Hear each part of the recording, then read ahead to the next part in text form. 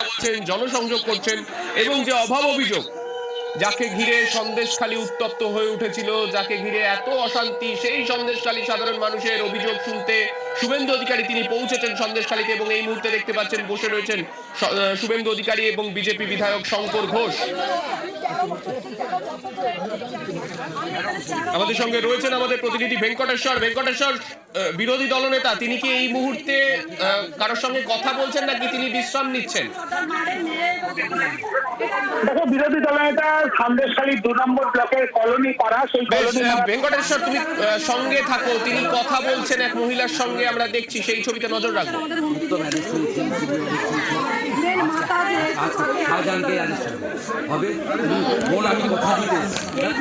দেখো, শুনেছ নিশ্চয়ই 30শে ডিসেম্বর বসিরহাটে আমি প্রথম আসি এবং সেই দিন থেকে লড়াইটা শুরু হয়।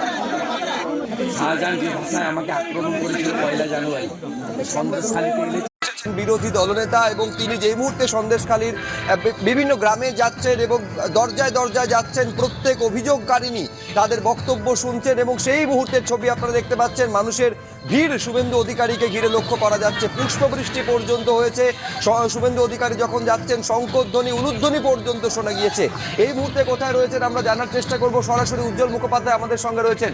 উজ্জ্বল, শুভেন্দু অধিকারী এখন কোথায় রয়েছেন এবং ঠিক কোন কোন অভিযোগ তিনি শুনছেন?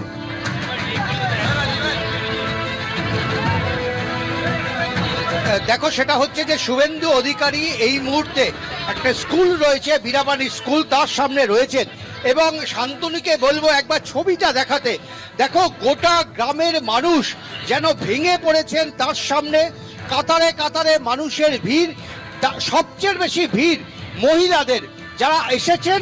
এতদিন ধরে আমরা দেখেছি এখানকার মহিলাদের, তারা দিনের পর দিন আন্দোলন করেছেন, পোল্ট্রিতে আগুন ধরিয়ে দিয়েছেন, বিভিন্ন বাড়ির সামনে গিয়ে বিক্ষোভ দেখিয়েছেন।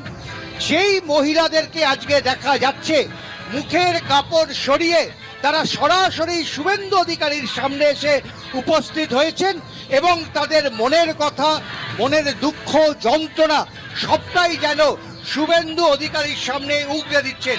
আমি একটা ছবি দেখাবো। দেখো, শুভেন্দু অধিকারী স্লোগান দিচ্ছেন এবং গ্রামের মহিলারা তার সঙ্গে গলা মেলাচ্ছেন। দেখো, এই হচ্ছে সেই ছবি এবং এখানে প্রচুর পরিমাণে গ্রামের মহিলা। হাইকোর্টের প্রধান বিচারপতির বেঞ্চকে শাহজাহানকে সারেন্ডার করার নির্দেশ দিয়েছে। মার ভালো আছো? ভালো আছো? ভালো আছো? কোথায় কোথায় নামতে হবে? এলাকার মানুষ যে কথা বলছিল, যে অত্যাচারের কথা, এলাকার মানুষ যে অত্যাচারের কথা বলছিল, আপনি কালো ব্যাচ পরে এসেছেন সাংবাদিকের গ্রেপ্তারের প্রতিবাদে এবং বর্তমানে যে গ্রেপ্তারের অবৈধ গ্রেপ্তারের প্রতিবাদে এলাকার মানুষ বলছে কেউ মুখ খুললে তারা আতঙ্কের মধ্যে রয়েছে এবং কথা বলতে পারছে, দিনেও আতঙ্ক। বলছে মূল পান্ডা শাহজাহান। কলকাতা হাইকোর্টের প্রধান বিচারপতির বেঞ্চ বলেছে সারেন্ডার করতে। শাহজাহানের পালানোর আর কোনো রাস্তা নেই, কোনো রাস্তা বাকি নেই। এলাকায় 144 ধারা। ভালো আছেন? শান্তিতে আছেন না অশান্তি? শক্ত থাকবো, শক্ত থাকবো। নতুন করে আজকে 144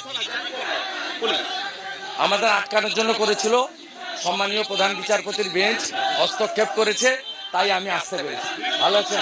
চেষ্টা হচ্ছে। ভালো ভালো আছেন? কি চলছে? ঘুমানা কি হচ্ছে? আপনার দূরে থাকুন। হ্যাঁ বাবু, হরে কৃষ্ণ। ঘর দুয়ার ভাঙছে কোথায়? রাত্রে হুমকি দিচ্ছে,